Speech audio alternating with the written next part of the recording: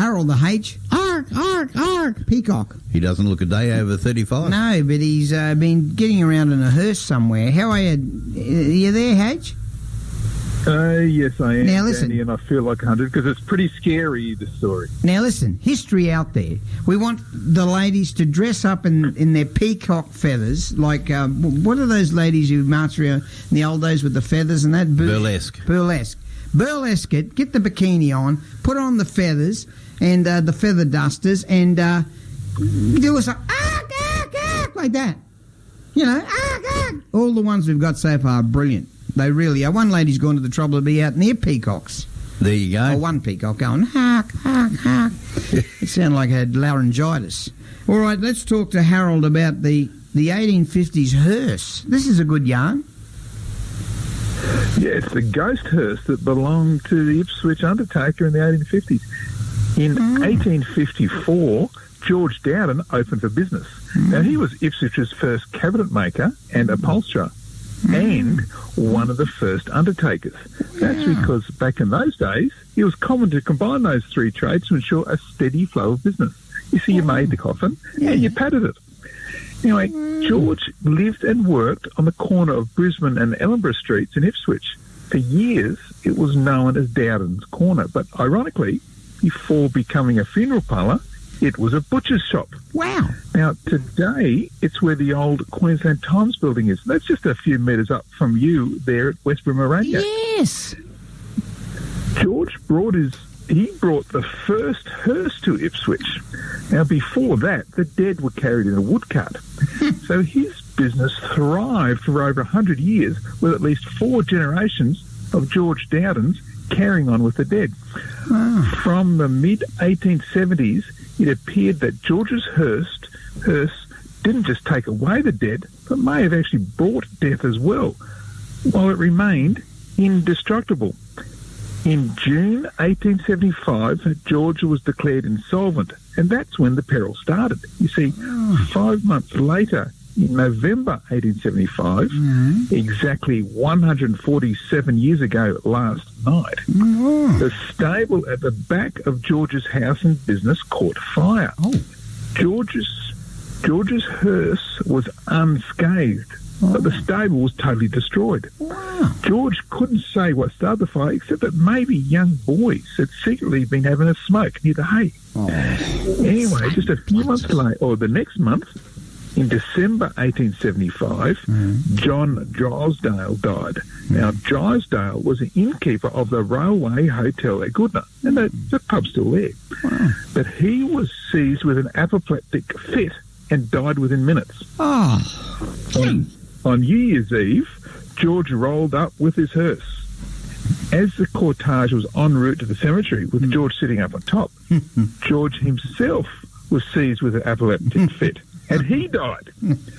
So George Dowden became the first undertaking in Australia to actually die while conducting a funeral. and as far as I've found, it's only happened twice since.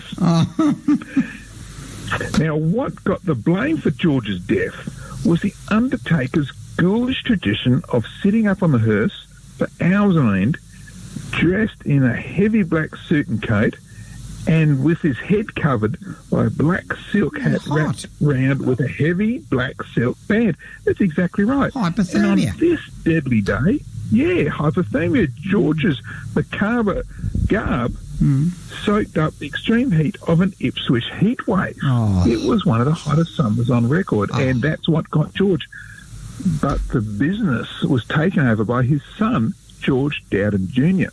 Now, George Jr. was actually born in the funeral parlour, but in April 1908, George Jr. died at just 47 years old, and he was transported to the cemetery in his own hearse. The business was then taken over by his son, George Dowden III, who shared the mortal danger by bringing on other family members. Now, this included his sister Martha and her husband, Thomas Reddy.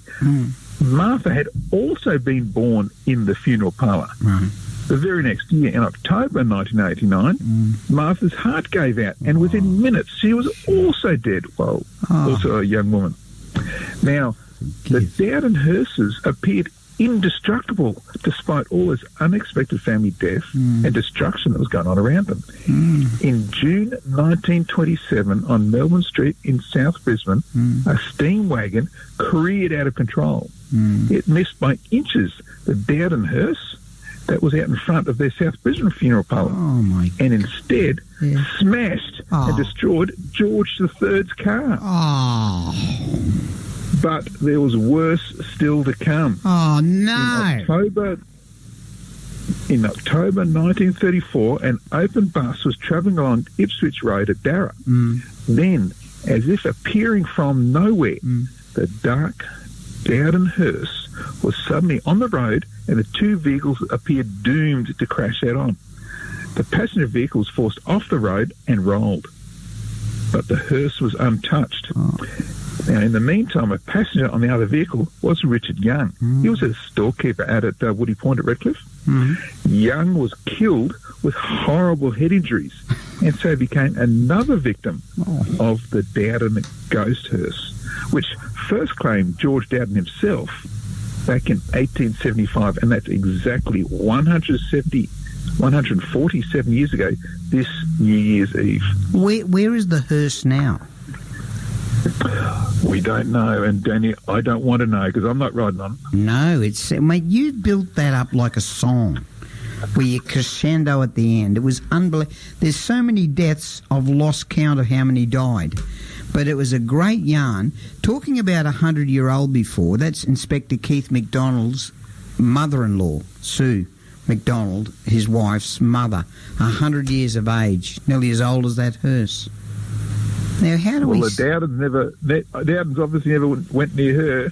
But look, the Dowdens business isn't around anymore. But like I said, I don't know where the hearse is, but there's some really good hearses about if you wanted to get out. Like the Laidley Historical Society, they have a great hearse from the 19th century. Get out there and have a, that might be it. Yeah, well, mate, how do we see this and hear this? There's a way to get on your website? Yes, go online to historyouthere.com and you can see links from Facebook, Instagram, Twitter, even YouTube, but historyouthere.com online. Don't forget the burlesque dancers. Get those peacock feathers and get out and give us a hark, hark, hark, or a Damien. Hark, hark, hark. But whoever arcs the best, we'll find a good prize if you get into those flaming burlesque, flaming feathers off a peacock. You might have to chase one to catch one. All right. Good on you, Harold H. Another great story with historyouthere.com on West Bremer Radio. It's 8:25.